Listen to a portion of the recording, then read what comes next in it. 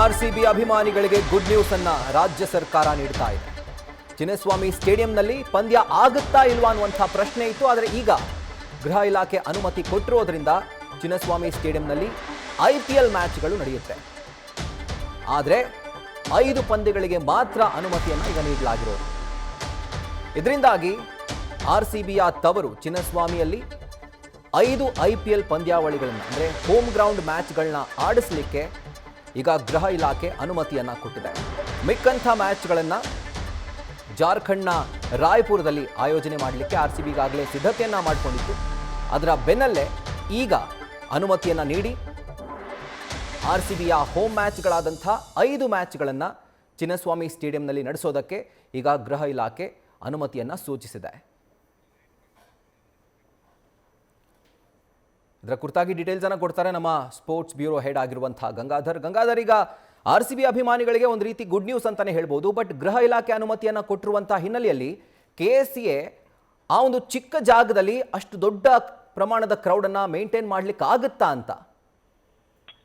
ರಾಹುಲ್, ಏನಂದ್ರೆ ನಮ್ಗೆ ಸದ್ಯ ಸಿಗ್ತಾ ಇರುವಂತಹ ಮಾಹಿತಿ ಪ್ರಕಾರ ಇವತ್ತು ಗೃಹ ಇಲಾಖೆ ಮತ್ತು KCA ಪದಾಧಿಕಾರಿಗಳ ನಡುವೆ ಒಂದು ಸುದೀರ್ಘ ಒಂದು ಮಾತುಕತೆ ಚರ್ಚೆ ಕೂಡ ನಡೀತು. ಸೊ ಈ ಒಂದು ಚರ್ಚೆಯಲ್ಲಿ ಬೆಂಗಳೂರಿನ ಚಿನ್ನಸ್ವಾಮಿ ಸ್ಟೇಡಿಯಂಗೆ IPL ಜೊತೆಗೆ ಇಂಟರ್ನ್ಯಾಷನಲ್ ಮ್ಯಾಚಸ್ ನ ಹೋಸ್ಟ್ ಮಾಡೋದಕ್ಕೆ ಪರ್ಮಿಷನ್ ನೀಡಲಾಗ್ತಿದೆ ಅಂತ ನಮ್ಗೆ ಸದ್ಯ ಮಾಹಿತಿ ಲಭ್ಯವಾಗ್ತಾ ಇದೆ. ಸೊ ಅಂದ್ರೆ ಈಗ IPL ಅಂದ್ರೆ ಈಗ RCB ಈಗ ಆಲ್ರೆಡಿ ಏನು ಛತ್ತೀಸ್ಗಢ ಅಲ್ಲಿ ಒಂದು 2 ಮ್ಯಾಚ್ ಆಡಬೇಕು ಅಂತ ಅಲ್ಲಿ ಕಮಿಟ್ ಆಗ್ಬಿಟ್ಟಿದೆ. ಬಟ್ ಉಳಿದ 5 ಮ್ಯಾಚ್ಗಳು ಏನಿದೆ ಲೀಗ್ ಮ್ಯಾಚ್ಗಳು ಇಲ್ಲಿ ಚಿನ್ನಸ್ವಾಮಿಯಲ್ಲಿ ಆಡುವಂತ ಸಾಧ್ಯತೆ ಇದೆ ಅಂತ ಈಗ ನಮ್ಗೆ KCA ಮೂಲಗಳಿಂದ ಮಾಹಿತಿ ಲಭ್ಯವಾಗ್ತಾ ಇದೆ. ಜೊತೆಗೆ ಏನಂದ್ರೆ KCA ಪದಾಧಿಕಾರಿಗಳು ಕೂಡ ಎಲ್ಲಾ 7 ಮ್ಯಾಚ್ಗಳನ್ನ ಅಂದ್ರೆ ಹೋಮ್ ಮ್ಯಾಚ್ಗಳನ್ನ ಚಿನ್ನಸ್ವಾಮಿಯಲ್ಲಿ ಆಡಿಸ್ಬೇಕು ಅನ್ನೋ ಒಂದು ಪ್ರಯತ್ನ ಕೂಡ ನಡೆಸ್ತಾ ಇದ್ದಾರೆ.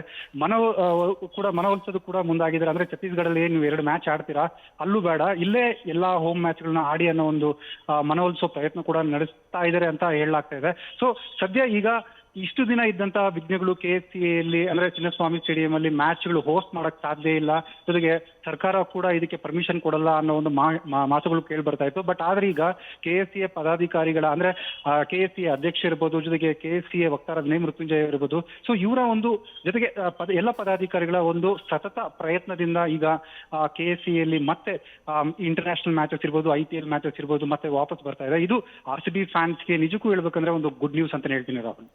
ಗಂಗಾಧರ್, ಈಗ ಜೂನ್ 4ರಂದು ನಡೆದಂಥ ಒಂದು ದುರಂತ ಏನಿತ್ತು, ಆ ಒಂದು ಮೈಂಡ್ ಸೆಟ್ನಲ್ಲೇ ಅಂದರೆ ಆ ಒಂದು ಮೂಡ್ನಲ್ಲೇ ಅಭಿಮಾನಿಗಳಿದ್ದಾರೆ.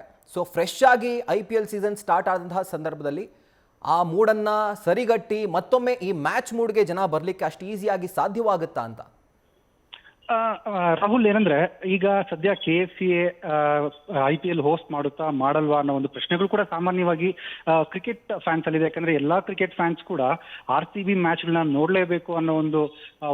ನೋಡ್ಲೇಬೇಕು ಅಂತ ಕಾತರದಿಂದ ಕಾಯ್ತಾ ಇದ್ದಾರೆ. ಅಂದ್ರೆ ಈಗ ಸದ್ಯ KCAಯಲ್ಲಿ ಕೆಲವೊಂದು ಡೆಮಾಲಿಷ್ ನಡೀತಾ ಇದೆ. ಅಂದ್ರೆ ಗೇಟ್ ನ ಅಗಲ ಮಾಡೋದಿರ್ಬೋದು, ಜೊತೆಗೆ ಏನು ಕುನ್ನಾ ರಿಪೋರ್ಟ್ ಏನು ಮೆನ್ಷನ್ ಮಾಡಿತ್ತು ಅದರ 17 ಪಾಯಿಂಟ್ಗಳನ್ನ ಎಲ್ಲಾ ಪಾಯಿಂಟ್ಗಳನ್ನು ಕೂಡ ಇಲ್ಲಿ ನಡೆಸೋದಕ್ಕೆ ಅಂದ್ರೆ IPL ಟೂರ್ನಿಗೂ ಮುಂಚೆನೆ ಎಲ್ಲಾ ಒಂದು ಅಂಶಗಳನ್ನ ಪರ್ಫೆಕ್ಟ್ ಆಗಿ ಮುಗಿಸೋದಕ್ಕೆ KCA ಪದಾಧಿಕಾರಿಗಳು ಹಗಲಿರುಳು ಅವರು ನಿಜಕ್ಕೂ ಹೇಳ್ಬೇಕಂದ್ರೆ ಶ್ರಮಿಸ್ತಾ ಇದ್ದಾರೆ. ಸೊ KCA ಪದಾಧಿಕಾರಿಗಳು ಕೂಡ ಈ ಚುನಾವಣೆಗೂ ಮುನ್ನ ಅವರೊಂದು ಮಾತು ಕೊಟ್ಟಿದ್ರು. ಅಂದ್ರೆ ನಾವು ಮತ್ತೆ ಚಿನ್ನಸ್ವಾಮಿಯಲ್ಲಿ IPL ಮ್ಯಾಚ್ಗಳಿರ್ಬೋದು ಅಥವಾ ಅಂತಾರಾಷ್ಟ್ರೀಯ ಮ್ಯಾಚ್ಗಳಿರ್ಬೋದು ನಾವು ವಾಪಸ್ ತಗೊಂಡ್ಬರ್ತೀವಿ ಅಂತ ಮಾತುಗಳನ್ನ ಕೊಟ್ಟಿದ್ರು. ಸೊ ಆ ಮಾತುಗಳು ಪ್ರಕಾರ ಈಗ ನಡೆಸ್ಕೊಳ್ಳೋದಕ್ಕೆ ಈಗ KCA ಪದಾಧಿಕಾರಿಗಳು ಮುಂದಾಗಿದ್ದಾರೆ.